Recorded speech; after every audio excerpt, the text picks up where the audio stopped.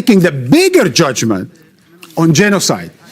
South Africa deserves better. The United States spokesperson owes South Africa a bit more respect and owes the tens of academics, experts on genocide, including Jewish experts on genocide, Israelis who have been saying that this is a case of genocide against Israel, right? So clearly, there's a certain sense of denial in Washington about this. So what's counterproductive and baseless and meritless is the American response to the South African case. Okay, Marwan, thanks very much for the moment, for joining us here on set. We're now just going to take viewers back to Beirut, where that funeral is underway for Salah al-Aruri, the top Hamas leader who was assassinated by an Israeli drone strike in Beirut on Tuesday evening.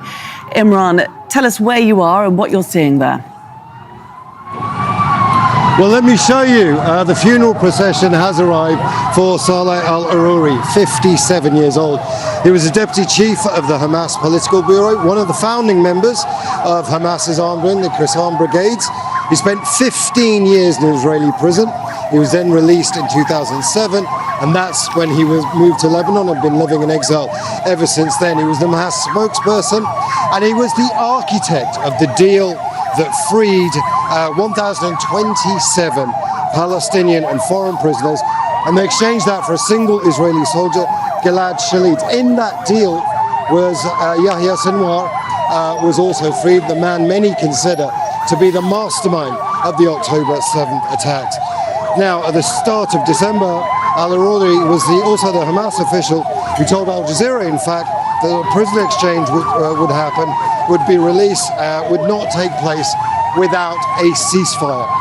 Now, October 31, just to give you a little bit more detail, Israeli forces actually destroyed al-Aruri's house in Aurora, near Ramallah in the occupied West Bank. The United States designated him a global terrorist in 2015 and issued a $5 million reward. This is now a display of unity from Hezbollah and Hamas. We're hearing that every Hamas leader in Lebanon is actually here at the funeral. There's a delegation of about 20 Hezbollah leaders as well here to pay their respects. It's a show of unity for both of those parties, that this is not going to affect and not going to divide them, that the axis of resistance still remains very strong. Now, they're going to take this around the way.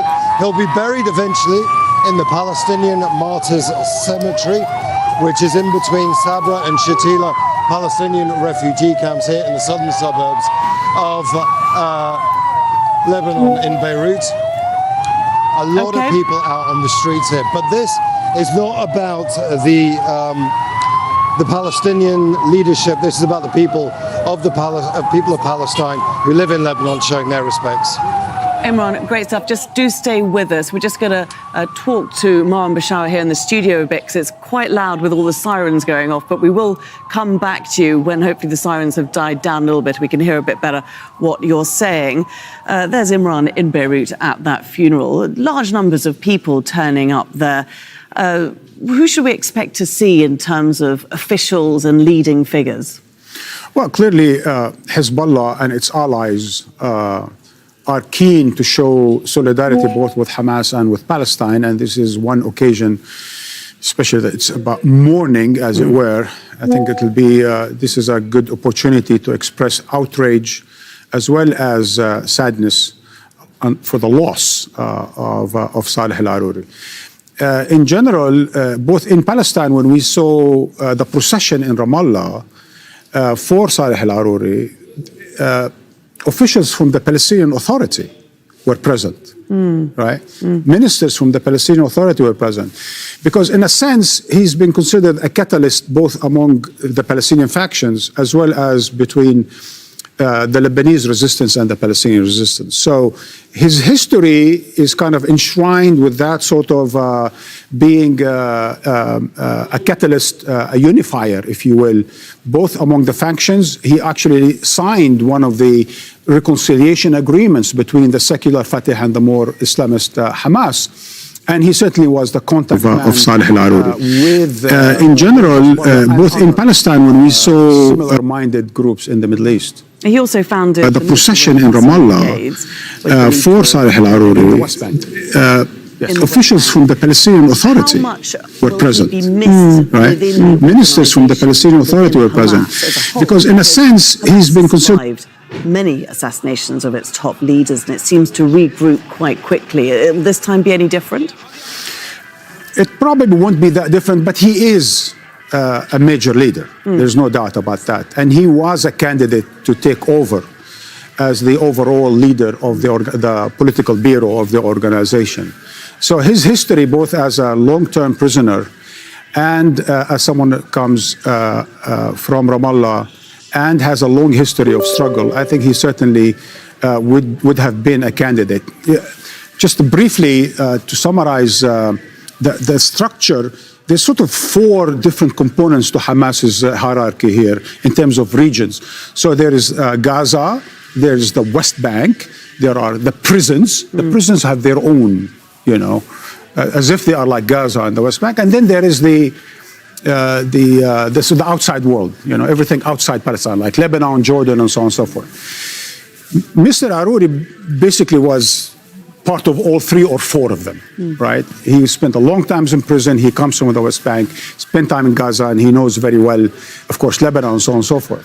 So in so many ways, he covered all the grounds. And having had connections with Lebanon, and we've seen pictures of him, of course, with Khamenei, with Ayatollah in Tehran, meaning his outreach was actually way beyond Palestine. So in that sense, he will be missed. But more to your answer about the history of it, so many of Hamas leaders have been killed over the past 30 years, dozens of them, middle-ranking and high-ranking, from the founding father, Sheikh Yassin in 2004 onward and before that. So many of their military commanders and their political leaders have been killed, but that did not seem to undermine or to weaken the organization. If anything, October 7 has shown, and since the resistance within Gaza to the Israeli occupation or the Israeli war, that they are in fact more potent, more powerful than ever before. Clearly, according to some leading expert in Israel, according to other more objective analysts, if you will, the organization has grown only stronger each time one of its leaders was assassinated. Okay. Marwan Bashara, thanks very much for that. Let's go back now to Imran Khan. He's joining us from the streets of Beirut. Imran, give us a sense of the mood there on the streets, obviously one of mourning, but also is there a sense of defiance? That's absolutely right. It is both of those things. Now, I'm just going to give you a better view. You saw the ambulances and the funeral procession actually drive by earlier. You may not be struggling to hear me there, but the body actually hasn't arrived yet. The body is still being walked through the streets of the southern suburbs here in Beirut. This is going to take a little while, and that's a sign. And I want to pick up on something Marwan Bashara just said. It's a sign of how well respected he was, not just by Hamas leaders, but across the Palestinian political spectrum. He almost in many ways came to represent the ideal of Palestinians living in exile, because he made all of those connections. Like I say, he was 57 years old when he was killed. This is going to be his final resting place, this cemetery over here, the Palestinian Martyrs Cemetery in the near the Sabra and Shatila refugee camps here in the southern suburbs. But, he spent 15 years in Israeli jails, and he was released in 2007, exiled here into Lebanon. But he didn't give up the fight. And, he was the architect of this prisoner swap deal that got 1,027 Palestinian political prisoners out in return for one Israeli soldier, Gilad Shalit. And this is going to be what he's really remembered for. And plus, he was somebody that was very popular within the Palestinian movement, within Hamas as well. So that's the reason you're seeing all of these people out in the streets. Now, just to give you an idea, this actually stretches back probably at least half a mile in that direction over there. You can see all those flags being raised up. That's actually simply the funeral procession. Like I say, the body hasn't even arrived yet. Okay, well, Imran, we will leave you for the moment and we'll come back to you when more events get underway. We'll keep an eye on these pictures of the streets of Beirut being filled with mourners following the assassination of Salah al-Aruri. At least one person has been killed and several more injured during an Israeli raid in the occupied West Bank. One man was shot in the city of Tubas during confrontations with Israeli forces. Raids are also happening in Tulkarem in Nur Shams refugee camp. People have reported dozens of arrests. Iranian President Ibrahim Raisi and Supreme Leader Ayatollah Ali Khamenei have promised what they're calling a harsh response after two explosions killed dozens of people in the southeast. Health officials have revised the death toll for a second time. They're now saying the number of people killed is 84. The attack happened at a cemetery in the city of Kerman during a ceremony at the tomb of the assassinated senior general Qasem Soleimani. Michael Apple reports. Ambulances rushed to reach the wounded after two explosions ripped through a crowd of mourners in the city of Kerman in southeastern Iran. Video shows dozens of bodies with some bystanders trying to help survivors while others rush for safety. Tens of thousands of people had flocked to the burial site of one of Iran's most prominent military commanders, Qasem Soleimani. He was killed in a U.S. missile strike in Iraq 4 years ago. Qasem Soleimani has been killed and his bloody rampage is now forever gone. In Lebanon, Hezbollah's leader praised Soleimani, calling him crucial to the so-called axis of resistance against Israel, and said his memory remains influential. No one has taken responsibility for the attack. Meanwhile, the U.S. State Department has branded as ridiculous any suggestions that either it or Israel is responsible. But Iran's President Ibrahim Raisi is unequivocal, warning what he calls the Zionist entity that it'll pay a price for the Kerman bombings. Speculation regarding who is responsible is rife. My personal gathering is that this has been Israel, this has been Mossad, definitely for me, it's completely clear. Considering the events in the last 10 days, the terrorist attacks they started in Damascus, then they in Beirut, now in Iran. Others urge caution until investigations are complete. ISIS have shown that it is willing to do that. Israel might have wanted to move and escalate against Iran to force it to do something that might escalate things and drag the United States against Iran. Iran's government, Al Jazeera. The Iraqi government has strongly condemned a drone strike targeting the headquarters of an Iran-backed armed group in Baghdad. At least 3 people were killed in the strike. One of them was a senior member of the Popular Mobilization Forces, which is an umbrella group of Shia paramilitary groups. 5 other members were injured. Some members of the group have targeted US bases in Iraq since Israel's war on Gaza began. The US has launched a number of strikes in retaliation. A transcript of communication between air traffic control and 2 planes that collided at a Tokyo airport this week has shown only the Japan Airlines passenger jet was given permission to be on the runway. A Coast Guard plane was preparing to take off on the same runway when the Airbus A350 landed and hit the smaller aircraft, killing 5 people on board. The transcript shows the Coast Guard plane had not been cleared for takeoff. Russia is planning to spend more on defence this year than it's done since the Cold War. The Kremlin's going to direct an extra $45 billion to the military and security forces. It says it needs the increase because it's facing what it calls a hybrid war being waged by the West, as well as its campaign in Ukraine. Yulia Shapovalova has more from Moscow. Russia's 2024 budget speaks for itself. Around 40% of all federal spending will go toward defense and law enforcement. More weapons are needed for the battlefield in Ukraine, as the Kremlin is adamant it's not winding down its military campaign against its neighbor. Factories are switching to 2 to 3 shift working days to replenish arms supplies. This is basically a war budget, though. I mean, the country is fighting a war. Stocks are depleted, weapons and munitions and other supplies are being depleted. And so there's a massive buildup of military production and procurement. Arms production can stimulate the economy, and Russia is no exception. But economists say social programs are underfunded. Although the 2024 budget increases spending on care, education and housing, the military expenditure forces aside almost all other priorities, education in particular. And that could lead to Russia lagging behind other developing countries in the future. Sent to the front lines, and then more often than the product is being destroyed. Then there's the threat of a global, are more dead than alive. Ukraine can't win an arms race against Russia on its own, but it's going to still have different kind of support from other rich nations, industrial nations.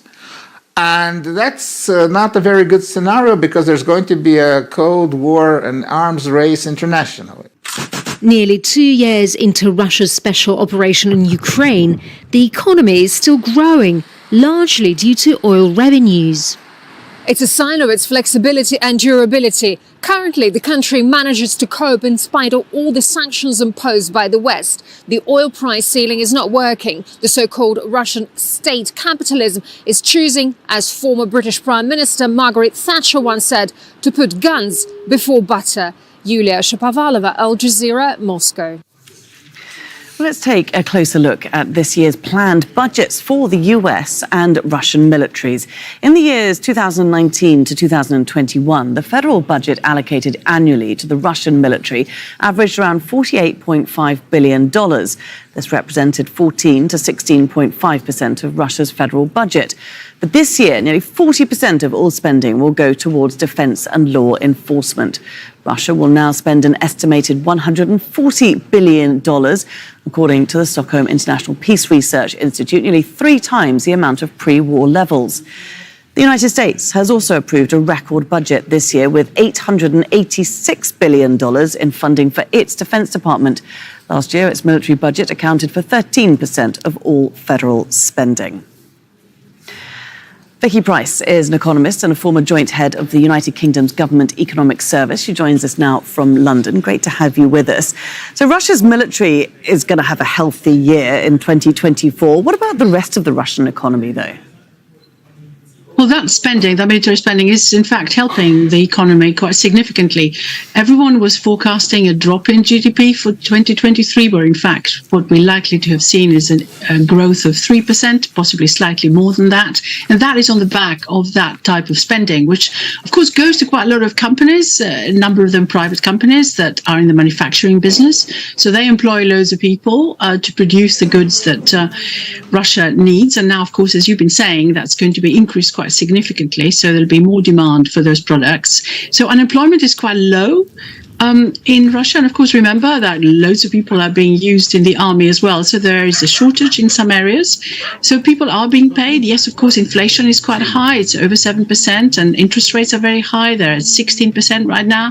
So those are inhibitors, if you like, but on the other hand, this huge spending that the government is doing is keeping the economy going. And we do know that loads and loads of sanctions, more have just been imposed by the EU in particular, haven't really had very much of an effect, because Russia has been able to bypass quite a lot of that so far.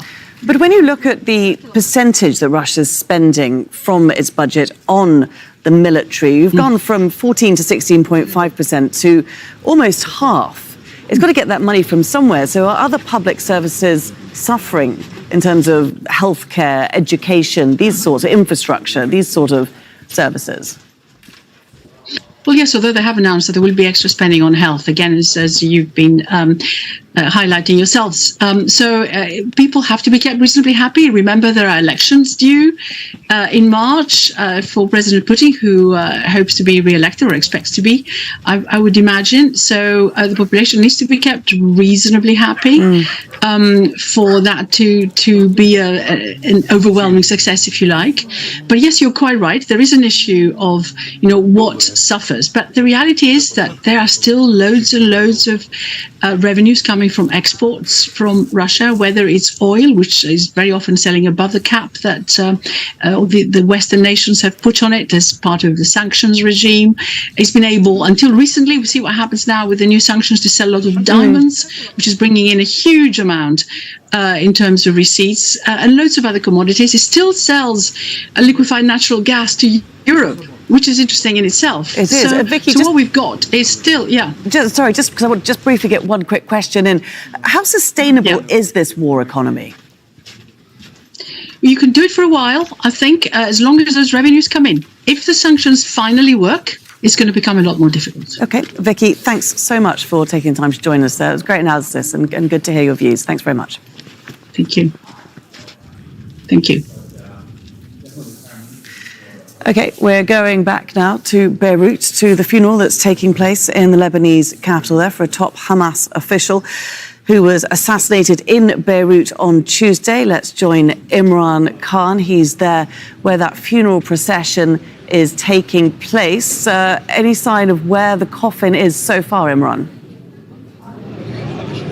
Well, let me show you. You can see all those flags in the background there, and that's the entrance to the cemetery. They're moving very slowly, but it's likely that the body will arrive in the sort of next 5 or 10 minutes. But that gives you a sense of how large this funeral procession actually is. It's been going on now for about 20 minutes. So it's a very, very large procession. They're snaking around the corner there. What's interesting is all of the flags of the various different Palestinian factions are represented. I've seen Hezbollah members here as well. I've seen members of Hamas and other parties. So this is, once again, like I say, this is a show of unity right now for the Palestinian cause. This funeral is kind of coalescing around that background. What will happen in the coming moments, probably the next 10, 15 moments, is they'll take the body inside the cemetery and they'll bury him there.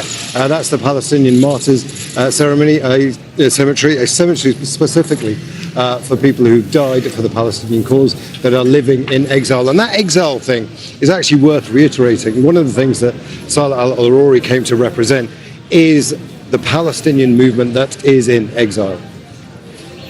And what's the mood like there? We were saying a little bit about it before. It's obviously one of mourning, but also one of defiance, because, of course, this attack happened in Beirut, and it was a drone strike by Israel amidst a huge war that's going on by Israel on Hamas in Gaza. Well, they brought the war to Lebanon. They brought the war to the southern suburbs of Beirut. That's how everybody describes what happened on Tuesday night. That was a drone strike that took place in a residential neighborhood. Now, I have to say, it's worth just describing where that took place. Apartment blocks, cafes, shops, houses. I saw the destruction. It wasn't just that one building that al-Aruri and others were in. It destroyed several other buildings around, destroyed cars completely. So this did come as a complete shock. Hezbollah actually responded. Now, there's two things going on there. Hamas will actually make their response to this in their own way, but Hezbollah have to respond as well. Hassan Nasrallah, the leader of Hezbollah, has said that he will respond to this, that it won't go unpunished. But right now, today is a day for mourning, but for defiance as well. And those flags completely emblematic of the defiance here. I can just hear some chanting in the background, right? That looks likely to be the body arriving. So we'll come back. I'll come back to you when the body actually arrives and the funeral ceremony actually takes place. OK, thanks very much, Imran, for the update there from that funeral procession in Beirut. OK, let's return now to some other world news. And Nigerians love their cars, but it is hard to keep them on the road these days. The loss of their currency's value and expensive import tariffs have led to high inflation. That's forcing some Nigerians to wean themselves off imported goods. Ahmed Idris reports from Nigeria's business capital, Lagos. Karim Adebayo replaces the faulty parts of a car rear view mirror. His customer wants it repaired as he can't afford a new one. After several tries, the trader turned artisan fixed the mirror with locally fabricated parts. If you come here with a model that is higher than what we have, we know how we make sure you get what you want that will serve the same purpose, and the durability is there. Skilled and innovative Nigerians are cashing in on a surging demand as locals seek to replace or repair expensive imports.